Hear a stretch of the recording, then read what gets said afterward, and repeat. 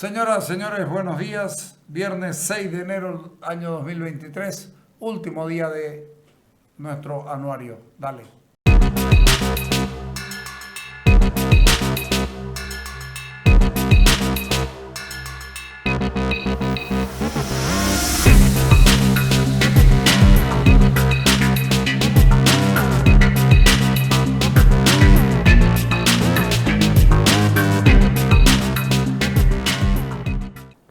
El cabildo fue el cabildo y los paros, o los paros y el cabildo fueron lo más importante del año en Santa Cruz.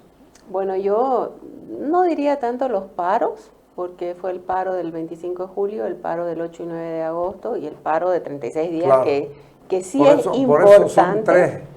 que sí es importante, pero el cabildo probablemente es la expresión ciudadana más importante, porque el paro, usted puede no estar de acuerdo con el paro y Sí, no puede salir, sí. digamos, ¿no? Sin embargo, la gente que fue al cabildo fue por su propia voluntad. No había transporte público, o sea, la gente fue. Yo que vivo por la Blacut, eran así ríos de gente Sí, que sí. venían desde la Santos Dumont, tanto a la avenida, digamos, desde las 2 de la tarde se veía familias enteras. Entonces creo que el cabildo en sí es una expresión ciudadana y una expresión del ejercicio de mi ciudadanía. Porque el cabildo va también un joven de 16 que no puede votar, ¿no? Sí. Puede ir un extranjero, puede ir gente que no vota en Santa Cruz de la Sierra, pero el hecho de ir al cabildo, estar ahí, apoyar esa Ahí va, decisión, esa es yo la estuve ciudad. ahí, ¿no? Sí. La idea O sea, del yo estuve ahí. solo la gente que va a un cabildo sabe lo que es un cabildo, ¿no? Entonces creo que el paro tiene muchísima validez, pero Sí. digamos que usted no está de acuerdo del paro, no va a salir lo No que usted sale, quiera, se pero acabó, sí. no está expresando su ciudadanía. Sin embargo, el cabildo del 13 de noviembre creo yo que fue una muestra extrema de la convicción cruceña y del ejercicio pleno de su Es que ciudadanía. el cómo se dio fue mucha cosa. Ahora, el cabildo acompaña la historia de Santa Cruz, pero permanentemente. Así es. A ver, creo que es importante saber cuál es el origen del cabildo, ¿no? O sea, no es algo nuevo. El cabildo es el municipio. En realidad, durante la época del Imperio Español, la gobernación de Santa Cruz de la Sierra tenía su ciudad capital, que era la ciudad de Santa Cruz de la Sierra, y esta ciudad tenía un cabildo o municipio, que cada año se elegía a los miembros de ese cabildo. Cada 1 de enero. Cada 1 de enero se elegía a los miembros de ese cabildo. Ese cabildo es un contrapoder al poder del imperio, porque finalmente el gobernador lo pone la corona, ¿no? Entonces el cabildo puede también cuestionar las actitudes del gobernador. Y está aquí. Claro, y está formado por locales. Claro. O sea, esa tradición del cabildo que duró 250 años, digamos, del Imperio Español, y no es que sea repetitiva, pero finalmente fue un cabildo el que eligió a Diego de Mendoza como sucesor de Chávez en 1568, o sea, en el ejercicio pleno de su ciudadanía que lo permitía la corona española, ¿no? Que de ahí tenían que mandarlo para que lo refrenden en otro lado, es otro el cantar. Pero incluso hoy cuando elegimos a alguien, no sé, pues concejal en la Corte Electoral. Es la Corte Electoral la que valida. La que valida, Claro, ¿no? sí, No sí. es, me eligieron y yo soy, ¿no? Entonces, el cabildo como institución, los cruceños se la supieron aprobar, digamos, la hicieron propia, la apropiaron. ¿Por qué? Porque Santa Cruz de la Sierra es una ciudad muy pequeñita de 2.000 habitantes. Entonces, habían cabildos o municipios en las otras ciudades, sí, pero no tenían, o capaz tenían, no lo sé, pero en la historia de Santa Cruz sí tenía una fuerte apropiación ciudadana. ¿Y por qué además? Nosotros tenemos las actas capitulares de 3 años nada más, que las publicó en la Universidad Gabriel René Moreno, están ahora en el despacho del alcalde, las compró don Humberto Vázquez Machicado, la donó a la ciudad, y ahí usted ve cómo cuando el cabildo municipio, es decir, este grupo humano elegido, tiene que tomar decisiones determinantes, llama a cabildo abierto. Ahí está la diferencia. Ajá. El cabildo se reunía, era la reunión de municipios, de los municipios o y concejales. cuando la cosa quería ir más allá, necesitaban la aceptación de todo, era el cabildo abierto. Abrían el municipio para que todos, Ahí va. para que finalmente el municipio, o sea, los ciudadanos, Ejerzan su soberanía, su ciudadanía. Sí, sí. ¿Por qué, Carlos? Porque Eso pasa en La Paz en estos tiempos, donde el Consejo Municipal aprueba que no haya regla de construcción y el alcalde acude a los amigos de la ciudad y hace un cabildo abierto más chico para obligar al Consejo Municipal a que se porte de otra manera. Esto más o menos sirve, ¿no? No, claro. A ver, durante la época de la dominación española, usted elegía a su representante, a su concejal. Convengamos que, digamos, elegían solo los varones propietarios.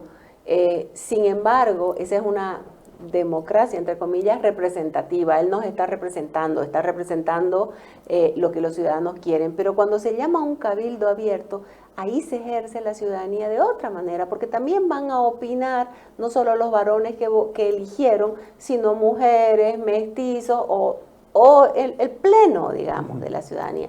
¿Hay actas de eso? De los cabildos abiertos, sí, por ejemplo, van a abrir, quieren construir un puente en tal lugar, entonces la ciudadanía aprueba. Sí hay, por supuesto que hay. Entonces, el cabildo como expresión de los ciudadanos y un ejercicio de la soberanía popular existe desde la llegada del Imperio Español.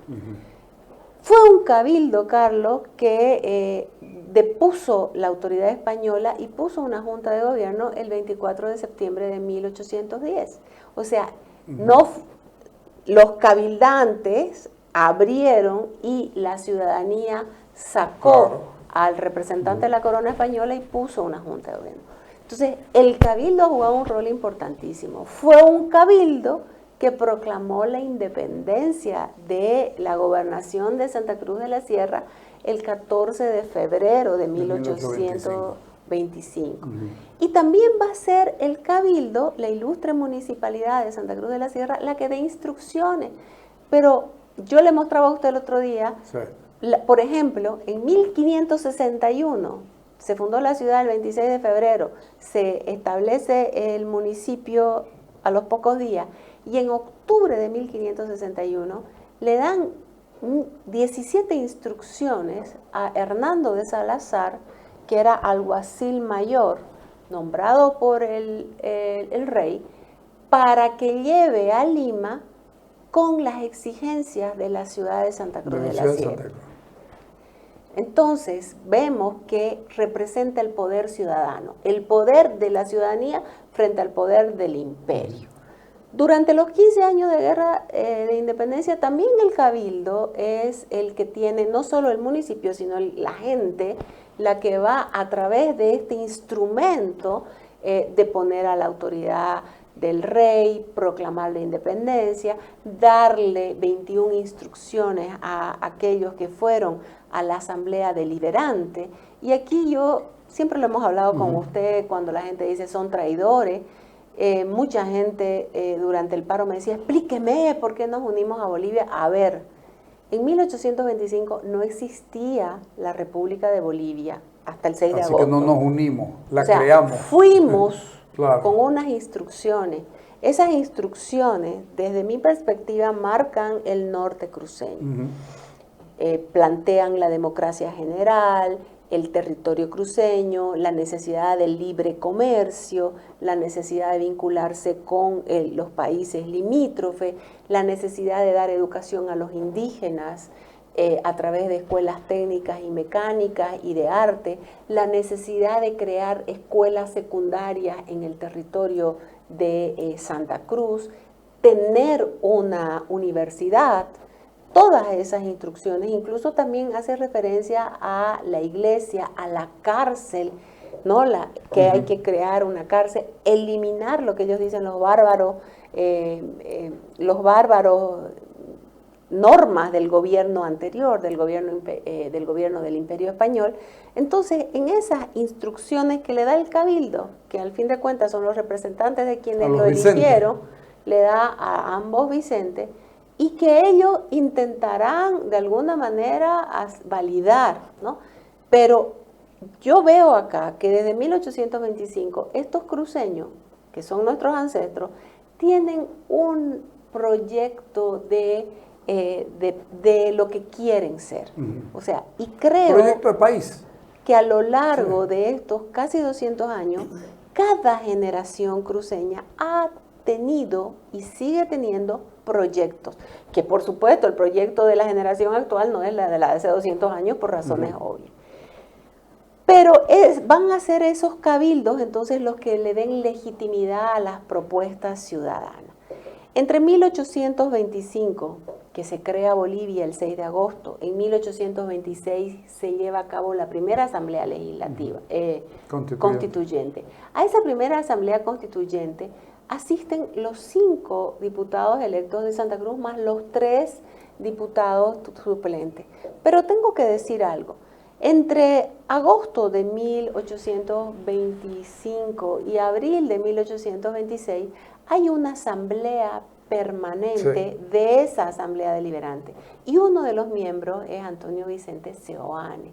Entonces, la voz cruceña también estuvo presente.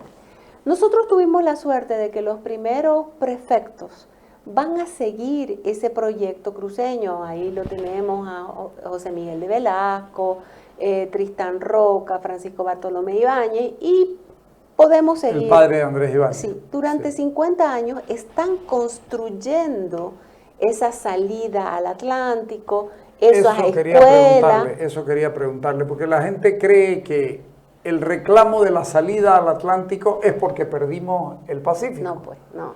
¿No es cierto? No. Pero explíquelo eso, porque después para que la gente tenga más claro. Inmediatamente nació la República, nació también el anhelo de salir al Atlántico. O sea, antes de nacer la República ya estaba la propuesta de salir al Atlántico, de construir caminos, de ocupar el territorio, de abrir más escuelas. Incluso antes de la fundación de Bolivia ya se crea la primera escuela de niñas dirigida por la profesora Petrona Cortés del propio municipio. O sea, son muchas cosas que están pasando. O sea, cuando en 1825 se crea Bolivia, nadie puede saber cómo irán a ser esos gobiernos, porque no son brujos, digamos. Entonces, están yendo con una ilusión, y creo yo que esa ilusión se ve frustrada 50 años después. ¿Y por qué? ¿No es muy largo? No, Carlos, porque entre 1825 y 1871, digamos, esos van a ser años de inestabilidad, pero también vamos a tener, por ejemplo, a José Miguel de Velasco como presidente de Bolivia. Bolívar había eliminado el municipio, entonces José Miguel de Velasco 14 años después lo restituye. Entonces los cruceños tienen vías de participación de ese contrapoder local a partir del poder local. El poder local no hay que obviarlo, muchas veces la gente lo obvia, y no. Entonces va a haber el poder local, y ese poder local va a ejercer presión, y ese poder local se va a ir perfeccionando. La constituyente de 1861, por ejemplo, la constituyente de 1871, que se le va dando cada vez más autonomía y más competencias a ese poder local. Santa Cruz tenía siempre un alto porcentaje de población alfabeta, lo que hacía que la práctica... Era el departamento más alfabeto del país. Ciudadana de ejercer mi voto era importante. Pero también tengo que decir que en toda Bolivia se hacían cabildos o comicios. Lo que pasa es que en el occidente se perdió la tradición. En Santa Cruz la tradición se mantuvo. Esa tradición, digamos, colonial se mantuvo durante la República y se mantiene hasta el presente, porque la hemos cultivado. En otras partes se fue olvidando, por ejemplo, que cabildos y comicios habían. Porque, claro, desde la perspectiva muy simplista de la historia, la gente dice, no, solo podían votar los hombres mayores de edad que supieran leer y escribir y que tuvieran rentas no provenientes de los servicios personales. Sí, pero había otras maneras de ejercer la ciudadanía. Había prácticas de ejercicio de ciudadanía, por ejemplo, en esos cabildos. No puedo votar, pero puedo deponer un gobierno y puedo opinar. Claro. Puedo acabar con la tiranía de este señor. Puedo restaurar la democracia, y se hizo a lo largo del siglo XIX.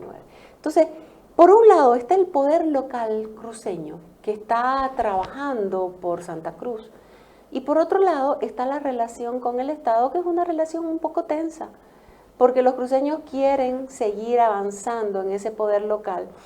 Y cuando se da la revuelta de Ibáñez, que también la gente no lo dice, y celebro que la Universidad Privada de Santa Cruz haya publicado unos documentos de Ibáñez y sobre Ibáñez, pero tenemos el relato de ellos. ¿Por qué se levantó? ¿Por qué fue preso Ibáñez? ¿Por qué se levantó Ibáñez en 1875? ¿No? Primero en el Trompillo, después en el 76 en Los Pororó. No dice usualmente la gente, o los autores. Algunos sí, pero general, digamos, el conocimiento general se levantó contra el Estado, sí, pero porque sus concejales, incluso sus ancestros, van a ser metidos presos, van a entrar a su casa, los van a perseguir, ¿no? Tanto el gobierno de Fría los está persiguiendo. Entonces Ibáñez apoya a Daza, al candidato Hilarión Daza, en las elecciones de 1876. Y el triunfo de Daza es importantísimo en Santa Cruz. Termina sacando a Ibáñez. No, el triunfo de Daza es importantísimo en Santa Cruz por el apoyo del Club Igualitario. Club Igualitario o partido. Sin embargo, Daza nunca lo nombra a Ibáñez como prefecto. Lo nombra a Roca, sus razones tendría. Pero el poder local, es decir, el municipio cruceño, los municipios estaban en manos del Club Igualitario. Ese Club Igualitario que transformó la plaza con Chalot y todo.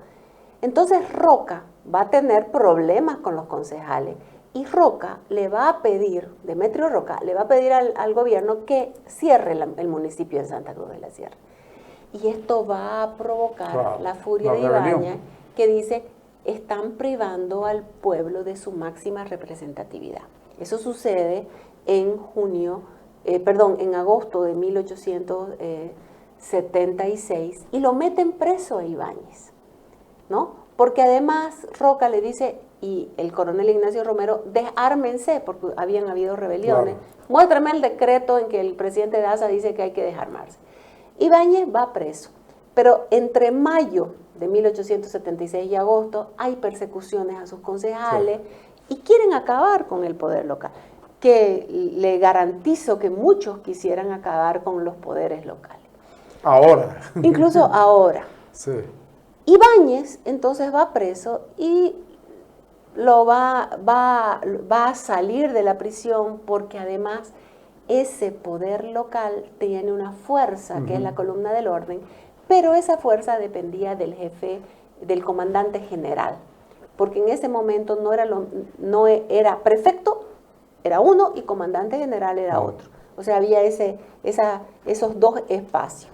Entonces, finalmente no le pagaban a estos empleados públicos, les pagaban a los otros, lo sueltan a Ibáñez, y un comicio o cabildo lo elige prefecto en tanto y en cuanto el gobierno lo ratifique o nombre otra. No, incluso ese acta del pueblo que está publicada en esta publicación de la UPSA, que sugiero a quien le interese la compre, dice, ¿no?, el pueblo, y están los 750 firmantes en una sociedad de 10.000. 750 firmantes. En una sociedad de 10.000 personas. Dicen que están de acuerdo con la elección de Ibáñez, pero que él debe nombrar a los empleados públicos e informar al presidente Daza de lo que pasaba. Incluso en ese documento, Ibáñez cuenta cuando él se enfrenta a Roca y él lleva a un comicio con 1.335 personas y supuestamente Roca no llega a los 200, ¿no? Entonces hay una fuerza, están compitiendo por la fuerza pública. El levantamiento de Ibáñez durante todo este tiempo es una lucha interna de los cruceños. El presidente Daza lo nombra a un coronel, Juan José Pérez, como prefecto. Ibáñez está entonces en la lucha local. Y cuando Ibáñez se entera en diciembre de ese año de que Pérez está llegando, él proclama el federalismo, ¿no? Porque claro, o sea, ya necesitaba... Hasta antes no había hablado. Sí hablaban, claro, pero, sí se debatía. Él no lo impulsaba como cabeza. No, sí lo debatían, están en todo, claro, o sea, sí. Era un tema de debate, pero no había capaz la necesidad. Era un tema casi nacional, ¿no? Se debatía en todo el país. La republicación de la Estrella del Oriente, que lo hizo la actual Estrella del Oriente, el doctor Subirana, que lo pueden acceder, es muy importante. Y quien quiera puede copiar el CD, que lo tenemos en el museo, basta llevar un CD, ahí se nota el debate que existe en Santa Cruz sobre la necesidad urgente de establecer un Estado federal que reconozca las diferencias y que permita que los departamentos puedan conseguir mejores objetivos. Incluso Ibáñez dice, la causa de la pobreza cruceña es el sistema centralista, que no le permite a esos cruceños llevar a cabo ese proyecto que tenían desde 1825 y por supuesto que se va a ir perfeccionando, ¿no? Entonces, el poder local es importantísimo. Cuando Ibáñez proclama la federación, el gobierno manda el ejército y en mayo lo van a fusilar a Ibáñez. No van a fusilar las ideas seguirán vigentes con el levantamiento de los domingos, ¿no? Y vamos a ver que el poder local seguirá teniendo. Pero lo que le estorba al Estado central es el federalismo. Claro. No el igualitario. No, pues. Como igualitario había sido alcalde, había tenido gente, había tenido claro, poder. Era diputado. No, claro, había sido diputado. Lo que les estorba es, nos van a... Como le estorba hoy, solo haber mencionado la posibilidad de hacer una propuesta federal, alertado en Bolivia al presidente, al general, a un abogado en Sucre. El federalismo es el coco, como dicen ellos. El federalismo va a dividir nuestro país. El federalismo dividirá el poder, pero nada más, ¿no? Claro. Pero fíjese usted ahora... Los países federales se anexionaron una buena parte de Bolivia, Brasil, y otra buena parte de Bolivia, Argentina. O sea, si hoy, en el siglo XXI, la gente sigue temiendo del federalismo, que tiene redes sociales, que puede googlear, que puede ver otras experiencias federales, imagínense usted en el siglo XIX, Carlos. Seguro. O sea, claro que la gente le temía al federalismo si no tenía idea, digamos. Entonces, hoy, el federalismo el que... Sí. O sea, ese hecho ya marca una ruptura definitiva entre las relaciones del poder central y el departamento. Le pido un corte. Claro. Dale. Multicomex, agencia despachante de aduana acreditada con certificación ISO 9001, servicios aduaneros a nivel nacional de manera rápida, confiable y económica. En Multicomex nos encargamos de todas las operaciones referentes al comercio exterior. Encontrarnos en la fanpage de agencia Multicomex, así como también en el WhatsApp 615-52666. No lo pensé más, Multicomex, tu mejor opción en gestión aduanera. Móvete con libertad en tu nueva Yamaha Krypton, una motocicleta semiautomática que te transporta de manera práctica, económica, rápida y segura. Visítanos en nuestro showroom y llévatela al mejor precio, $2,100. Además te ofrecemos el mejor servicio técnico y repuestos originales. Encontrarnos en las redes sociales como Yamaha Bolivia o comunicate al Contact Center 817-5200. Yamaha revoluciona tu vida. Cotas nuevos con vasos, más velocidad, más modernos, más inteligentes. Pedí tu pack completo con internet Wi-Fi de 25 megas, telefonía sin límite de tiempo y televisión digital. Todo por 303 bolivianos mensuales, también disponible con fibra óptica. Aprovechá y dar salto tecnológico. Mayor información, llamás al 103 o al 333-30-103.